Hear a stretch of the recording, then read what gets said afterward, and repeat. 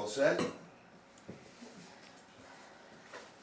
like to call this meeting, Policy Subcommittee meeting to order today, Tuesday, May 22nd. If we could stand and have a salute to the... Do a roll call. Should I do the roll call? I'm gonna Okay. do a roll call. Roll Mr. call Dias? first. Here. Mr. Corey? I'm here. Ms. Pereira? Can we pledge allegiance?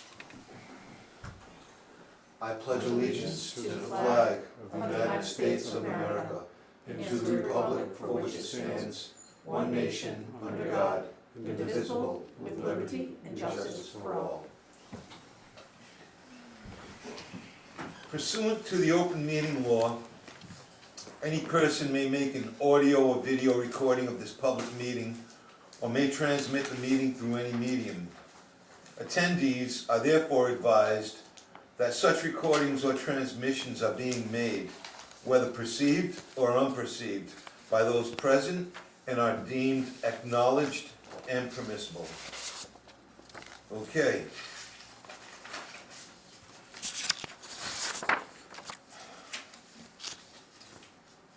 Any citizens' input tonight? There we go. Thank you, Ms. Cabral.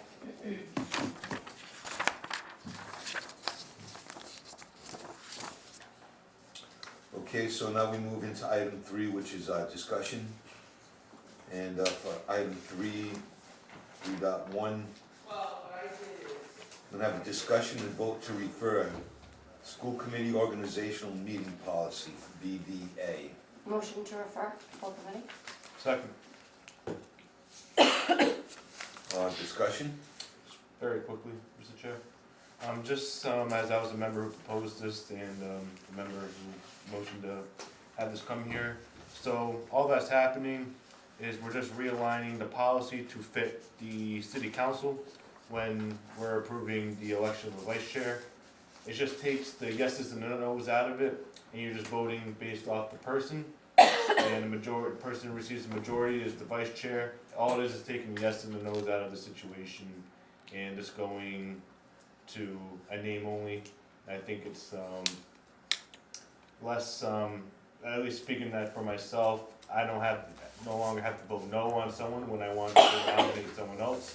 I think it's just a less convoluted process, and like I just said, it's the same process, same exact process city council has, so I think it's something that will be good for the school committee. I yield. Ms. Pereira? I have nothing. I agree. We'll move it to the committee and vote.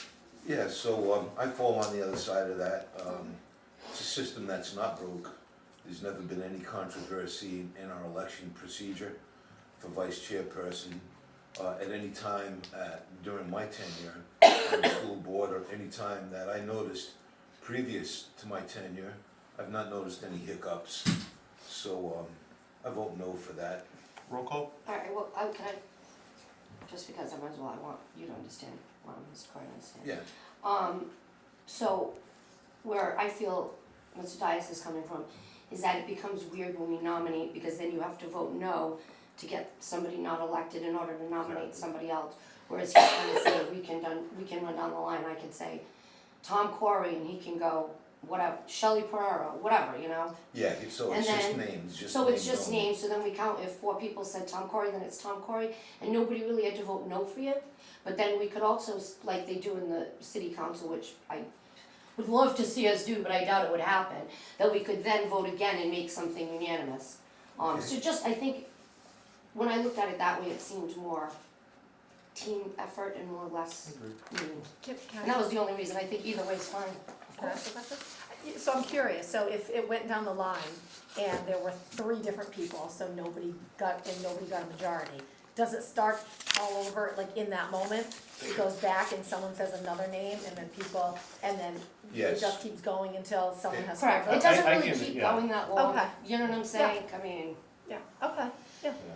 Mr. let's be Dias? quite honest, the way this process works politically in Fall River, everybody usually knows who they're voting for before they get in. Okay, Like, we can pose it however we want for the cameras, but okay, let's be real. So I think what it does is it provides you don't have to say no. You You don't can have to sort say of give no to support to somebody, sure. and then once they get their votes, then you're welcome to do it again, so it's unanimous. So if Right. everybody says, you know, if Mr. Dias gets 4 votes, whatever, we can run again, and then I can change my vote to Mr. Dias knowing, Okay, and so it's like, I mean, I think either way, the job gets done, got but, it. According to the policy manual, Madam Superintendent, it says if no nominee receives a majority vote, the election will be declared null and void and nominations will be reopened. yeah, And that happens in the moment. right. That's right. Yeah, in the okay, moment. alright, that makes sense. Policy discussion, I do a We roll have call. to take a vote. okay, Mr. Dias? Yes. Mr. Corey? no, Ms. Pereira? Yes. all said, Deborah? Yes. Okay, policy discussion 3.2, discussion and vote to refer. Creation of a policy in regards to reimbursement of travel requests and to implement the policy. Anybody? Ms. Refer Pereira? to, Go ahead. I don't know the administration, I refer to the administration if they have anything to. No, I think my understanding coming out of the, I don't know if it was February meeting, I can't remember when it was, kind of referred to, it was that, it was a vote to, of whether or not we would be asked to create a policy, I think that's the thing, so, at that time, for that meeting, we had, provided some backup so that people could take a look at what we had done to date, in terms of travel reimbursements, and I think that was meant to potentially inform people as to whether or not a formal policy was necessary, or if it would be a matter of kind of either maintaining current practice or some kind of direction in terms of you need to change your practice or whatever it is. So if it's the will of the committee that we develop a policy, we'll develop a policy. Ms. Is Pereira? there a policy now? So I'm taking it there's not. So there's a policy, but It's very vague what I read. it's vague. Nobody- It that's what was doesn't- given it. right, it doesn't, speaks, there are no specifics in terms of, a max reimbursement or specific guidelines and things like that. I mean, I think it's helpful for you as well Mhm. to have a policy, so it's very clear what you're allowing and what you're not, and it's not, well, you allowed this one, that, and then you have to have an explanation for why. Now, I remember at the meeting we were talking about like reimbursements for foods and things like that.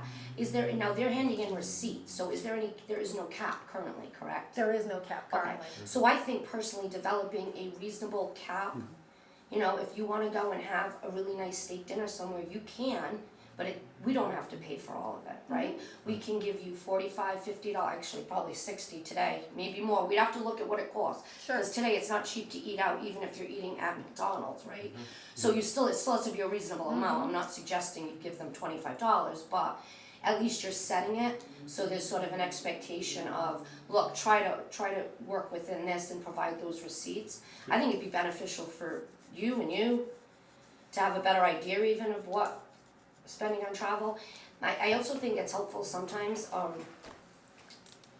sometimes when we're in full committee and we are approving travel expenses, some of them look like they're a little bit high, and I know, like, I will look and say, well, what is a flight to Vegas? It's not cheap right now, this time of year.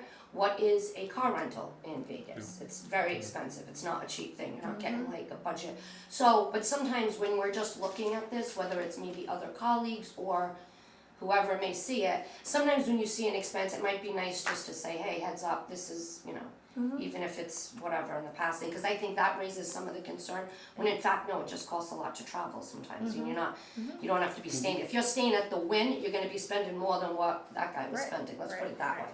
So I understand that, but sometimes the public maybe doesn't, but I mean, I'm all for you developing a policy that you think makes sense, that works within our budget, because it is important that our educators are getting out there and taking part in these conferences. This isn't, a party. I've been to work conferences, it's much different than a vacation, because you're working, you're not partying, you're going to bed early, you're waking up, going to a conference, maybe you have a nice dinner one night, but for the most part, it's a work experience, and they're bringing that back to us. So I think it's crucial, I wouldn't wanna see it end or hamper it, but maybe, setting up a policy so that it's easier for you and kind of everybody involved makes sense, I think, and then with that I yield. Thank you, and I pretty much agree with everything my colleague just said. I think it's important that we allow our educators, we allow our staff to attend conferences so they can retain their knowledge and be better employees, and to get knowledge that's helpful for them. Just wanted to share some of my feedback, some thoughts I would love to see in an updated policy.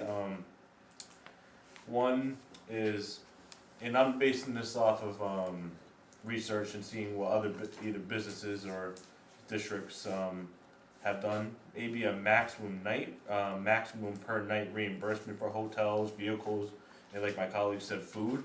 Just so, we for example, again, we would have to look at the numbers, but for a hotel, $130 a night, $150 a night, and that could even be based off of where the conference is and where they're going, because the prices are different depending where you are. And I think just for having some fiscal controls, providing proof of attendance at these events, just having that in the policy is important. Having deadlines to submit reimbursements as well. Clear standards on what can and can't be reimbursed. Again, these are things that are already known, but just having it in policy I think is really beneficial. And this from what I see from travel requests, I think it's important that the administration know who is attending, not saying the school committee, but as you, the administration, should know who is attending these events with them, if they're bringing family or whatnot, just for liability purposes. I think that's something we should speak with the Attorney of State on. And lastly, and I noticed this recently, and I'm not sure if this is even an issue. However, if you're going to a conference and that conference, say the conference is in one city and you're staying at a hotel, the conference is in that hotel, I don't think you should, me personally, I don't think we should be reimbursing for a car, for a vehicle at that point. I mean, I don't really see the need. So those are just some of my thoughts and my feedback that should go into an enhanced policy. I yield. So, I think you need to control how much, maybe a reasonable amount to spend on hotels. We cannot give an amount. 130 and 150 is way too low, Colin. I just booked a hotel room in November in Albany on a Wednesday, and it cost me $160, and it's a cheap hotel. I'm gonna go see Billy Strings, check him out, sick. So, that's in Albany, nobody goes to Albany in November. So these conferences are in places where, I mean, one night at the Wynn is probably $800. Vegas, you're gonna spend $250, $300 to $400 a night at a hotel. However, if the conference is upstate New York, we don't have to give them $400 a night, because they're gonna find something for $250. So it's not so much a dollar amount, but maybe something reasonable. You're not gonna stay at the most expensive hotel in the perimeter, but you're gonna stay at one that is safe and is clean and whatever. As far as a car goes, things like, I'm sick, now I have to go to the emergency room because that happens. Or I need to go to CVS to pick up medication. There's reasons people may need a car. However, we could also say, well, if the conference is in the hotel, we're gonna give you this much, transportation. You can use a Lyft if you need to go out to get something to eat, for example, because food isn't always in the hotel. We want people to be able to have breakfast and lunch and dinner and all that. So sometimes you do have to leave the hotel even if the conference, may be there. But I mean, I think that's why you're gonna work on the policy and make it something that makes sense. And then bring it back to us and then we can look at it and, That's it. Yes. I'm all set. Madam Superintendent, so to me, I'm walking the fine line between a set policy or are we trying to micromanage our employees? First of all, in the world of education, conferencing is incredibly important for new growth, new trends, new ideas, new networking, so many benefits through conferencing. I just need to know, has there ever been, over the past several years, has there ever been any issues financially? Do all the travel requests go to your desk? So I'll explain the process. So we have a travel request form, and for every travel request, all the travel requests come through the assistant superintendent. Yes. And he verifies to make sure that the trip itself is reasonable. In most cases, I would say 90% of the cases, most of the travel is funded through grants, and that's where we fund most of our travel. But once the So that means nothing off of our bottom line, right? No, we do have some, that's why I'm not saying it's nothing. No, but the 90% you refer to is from the grant. Correct. Okay, So, thank you. and then a lot of times, when we apply for grants, the travel and those conferences, they're actually part of the grant, so part of the application. But, you know, there is a system of like, in place that we have to travel, that there's 3 approvals. So one is the supervisor, second is the assistant superintendent, he's the next person to see the paperwork. Once he approves, it comes down to me to sign off, and so I'm the final sign off. And once that official sign off is done, that's when the person is allowed to go on the conference. Until then, they're not. Right. So, but we do have a system, we've had a system in place for a while. Right. So, and the other thing is in most cases, the overnights don't happen often. It really, and if it is an overnight, it's for a one night usually, and that's literally it. But, so that's generally the rule of what happens and how we process the travel. I just have to say, in my time on the board, I haven't heard of any cases of travel abuse or conference abuse in any way from any of the staff members within our school department. I have not heard of any cases that rise to the level of abuse. And I don't want this to be a policy to deter our staff, you, or any of you, from traveling, you know, to like, you know, we're so limited now, you know. I'm gonna vote, I just don't, I think the policy in place right now has been thoroughly adequate, it's vetted by the superintendent, it's checked by our financial CEO, I'm happy with that. What's your opinion? Do you think that a little bit tighter of a policy would be helpful in approving requests, or do you think it would hinder? I think that I will say this, at the very least, whether there's a change in the policy or not, we'll develop a tighter protocol with some guidelines. But, so it's a question of whether or not guidelines, remain as guidelines, right, like that are aligned with the policy, or if we need to put the numbers in the language I in the think policy. numbers are tricky, I didn't suggest that wasn't one of my suggestions, because it is tricky depending on what you're doing or where you're going. When I read the policy though, it seemed kind of vague to me, so I thought, oh, there could be some tight, I don't know, so to me, to make it a little easier to know what you're approving and what you're not, but maybe I'm wrong, if it's not something that's gonna be helpful. I to be honest with you, I think it can be helpful to some extent. I just wouldn't wanna put anything into a policy that would, it would be difficult to say, to max out on hotel. Yeah, Or I to agree. say if Yeah. if the hotel is at the conference, you don't get a car, it might be cheaper to rent a car. and say to cheap a hotel and drive to the conference. It could be Of that, course, it yeah. could be cheaper to get yourself, use that car to get yourself to the hotel than it is It's to to get a lift lift, like during rush hour at a, Mhm. so I think some of that gets a little bit tricky. Yeah, I really do think the key is that people have the guidelines before they go and spend the money. Because where we don't have any Exactly. kind of language really built into a policy, someone goes, I'll be honest with you, like, it's not a real issue, because again, grant funding, whatever it is, but there is a little sticker shock when someone goes to a conference and then we get a bill, 4 of our people have gone out and it's $125 a whack for dinner because they did go to a steak place and whatever, and we're not paying for their alcohol and we're not doing, but just they've gotten their steak and potatoes and asparagus on the side and all the things, and dessert, and it costs $125, and we go, there's always gonna be this thing, like, if you were home, would the 4 of you Would have you have gone out done for that? that expensive a Exactly. dinner, or is it because you knew a grant was funding it? Yeah. So I just think that I'd like to give some guidelines around that. Sure. So I think that would be helpful, and if it's something that ends up getting into a policy, so that it's not this superintendent has these guidelines and then someone else steps in with a Right. different guideline, I mean, that can be a slippery slope, so, I don't mind putting something into a policy, form, I don't know how, tight it could be, because it has to be the kind of language Yeah. that does last. Sure. So that we're not Right. revisiting the policy a year from now. Mhm. I Of wanna make course. sure that it's language that, is durable over time. I think we're thinking the same thing, and I think too, even though we say we get, a lot of these are grant funded, which is true. I think it's important that we're spending that grant money appropriately. So when they're looking at the receipts, whoever's giving us the Absolutely. grant, we're using that money in a very respectful, Yeah. in a way. And there is, I mean, I know that I've been to an overnight conference, I went a couple of years ago with people from the district. There was a dinner, you're in the conference all day, they serve you lunch while you're there, and then at night there's a dinner. We went to the dinner, there weren't like a ton of people there, so I was like, where is everybody? Everybody went to the dinner.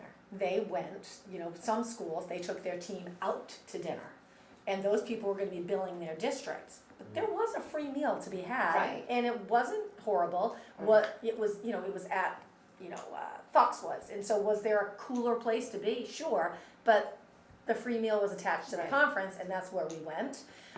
So we have talked about this idea of, our needing to be cognizant of when lunch and dinner are built in, because the expectation would be like, if we're paying for a conference, We're paying you're for going lunch to and dinner. participate in those meals, and we're not gonna double pay for a conference and then also pay for you to go to lunch, or also pay to go out for dinner, and then just some consideration in terms of reimbursement, for meals and things, only when it's an overnight trip, when so I think that there are, Your point of view is very commonsensical, and it speaks to, why don't you devise something, bring it back here, we'll check it out whenever it is that you Okay. devise something, you know what I mean? Maybe by the beginning of the next school year, okay. because that's when it starts up all over again. And then maybe we could revisit it here and Sure. keep it, I mean, it's gotta be moral, right? It's gotta be moral, but it also, I don't wanna micromanage our staff. I want them to go to conferences. To your knowledge, has there been any cases that have risen to a level of abuse that you've seen? No, and I do think that where we've had conversations with people like, next time people are very open to it. I think nobody is really trying to like work the system repeatedly. And, we just continue to have the conversations, and no, I haven't seen any abuse over time. Okay, so as far as this question is concerned, we could move it to the full committee and give you the advisement to write up a policy and go from there. Mr. Dias? I was just going to say, because maybe this doesn't even have to be a policy, it could be procedures written by the superintendent. I was gonna make a motion to table this and have the administration present guidelines at a future policy subcommittee before the end of the year. Do I make that in the form of a motion if someone wants a second? Alright, second. And on the motion, I just had two final questions, because my colleague brought up a good point. We do reimburse medicals, so there is an emergency, and I don't know if there's something that actually happens on conferences or not. However, if there is an emergency and someone needs to either take an ambulance or go to a hospital for whatever reason, is that reimbursed through our health insurance because they're on official business? Correct. So it would be through the person's health insurance, They'd be responsible for the Correct. co-pays, the payments, all of the above. correct? As it should, that's the way it goes, yeah. And for travel requests, because that come before the school committee for us to approve, is it, it's just overnight conferences? What travel requests come before the school committee? It's out of Out of state. state. Anything- All out of state. Anything out of state. Yeah, no, I appreciate it. I think it's important that, and I think we're all on the same page here. We just developed some clear guidelines to have fiscal controls, and I don't think that's So you wanna micromanagement table it whatsoever. and have it come So, back in? I have one more For sure. question before we take a vote. Mr. Almeida, as far as the end of the year report is concerned, has there ever been an issue as far as any travel monies overspent toward the end of the year report? You've always been able to make it, right? Yeah. Yeah, so we're always, we're meeting our guideline, we're meeting our deadlines. So it would be good to have a policy, but that's okay, we'll move it. So, wanna take a vote on tabling And this? clear, the motion, Colin, you had, it was to table, but to develop procedures and bring it back to the policy. Yeah, subcommittee. request the administration, develop the guidelines to present it at a, future policy subcommittee. Okay, no timeline of when to bring it back. I'm not gonna Okay. put that in motion, I would Okay. just say, I'd say before the beginning of the year, however, not really. Okay. Mr. Dias? Yes. Mr. Corey? Yep. Ms. Ferraro? Yes. For, next item up for discussion, a review of how much the district spends, oops, excuse me, I read the wrong thing. No, you're right. No, you're right. District spends it on their district offices. It's like the On same There thing. were District two conference. different motions at two different meetings, which were probably trying to refer to the same thing. I just- Alright. So what do we do with this? It feels like it's the same So thing. let me spell out the motion. A review of how much the district spends on out-of-district conferences, travel reimbursements, and to create a policy that will require out-of-district travel that surpasses one night to require school committee approval. Motion to grant leave to withdraw, Second. in the motion. Okay? Yeah, I appreciate the review here, and that was handed to us, I went through it just like right before the meeting. I don't think, I was the one who made this, motion, I no longer believe, we need to create a separate policy because we're already working on guidelines already, so that's why I made the motion to grant leave to withdraw, but just, a few questions on, this sheet right here, so the operating total, so I have, I believe, two separate. Bless you. Bless you. Bless you. Okay, so this is separated between grant funding and operating budget? Yes, Okay, and, the operating total, so out of the operating budget, there was just, 1,800 on hotels, only 700 for vehicle rentals, yes, and 400 for flights. at that time, yes. Okay, and, for the grants, we have, 8,000 in total for hotels, 920 for flights, and, grant travel, is that mainly, does that also include in-district? Yes, Okay. yes it does.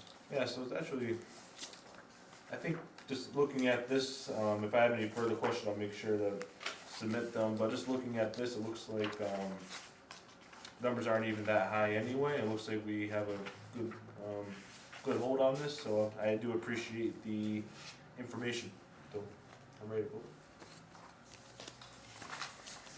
Mr. Dias? Yes. Mr. Corey? Yep. Ms. Ferraro? Next item on the agenda.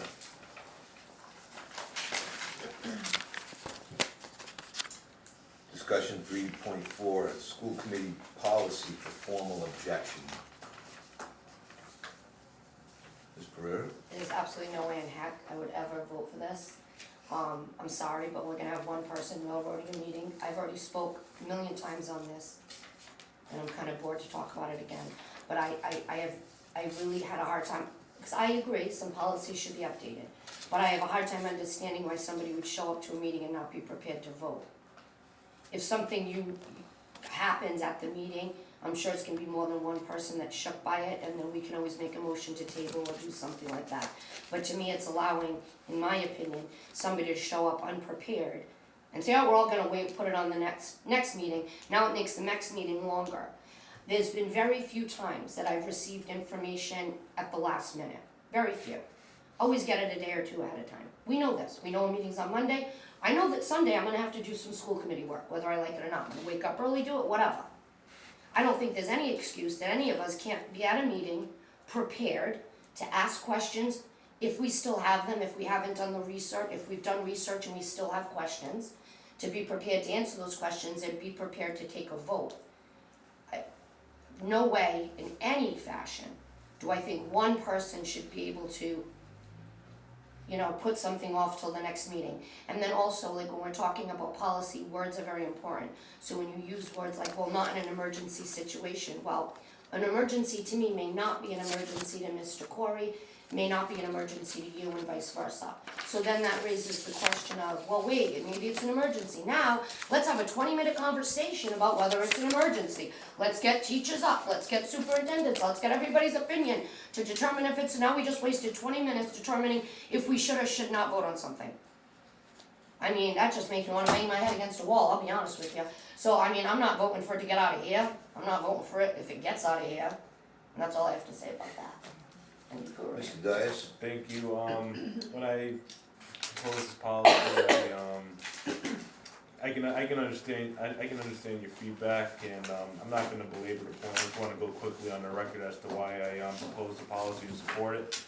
I believe it's important, and the background as to why this was proposed wasn't, necessarily for a member who's unprepared to automatically table, it's more if there's, a question either on a motion or a proposal's legality, and it's just more, it's just more of just the ability for a member to push an item forward for that way, but I think there's just a disagreement on that, and I respect that, and I'm not going to, belabor the point, just, I think it's important that we have policies that mirror everyone. This is the same policy that the city council has. I believe it's very important that we be consistent between the two bodies. However, again, I respect the comments of my colleagues, and I'm not going to belabor the point, so I'll yield at that, thank you. I thought you added stuff to the agenda, I just realized. I think my colleague to my left explained it eloquently, and I'm also gonna be voting no to not refer this to the larger body. Want to take a vote? Motion to grant leave to withdraw? Second, So what does that mean, we're taking it off? we're gonna take it off, yeah. Okay.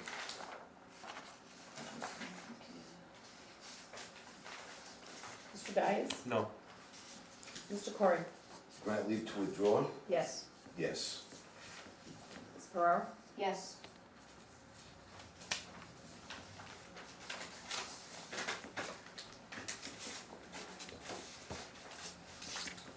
That takes care of our agenda items for this policy subcommittee meeting.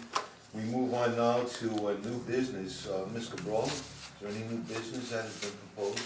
I have no new business. Any new business, Mr. Dias? I do not have everything. I have no new business as well. That being said, make a motion to adjourn our meeting. Second, Okay? see you Tuesday. Mr. Dias? Yes. Mr. Corey? Yes. Ms. Ferraro? Yes. Meeting adjourned. Thank you.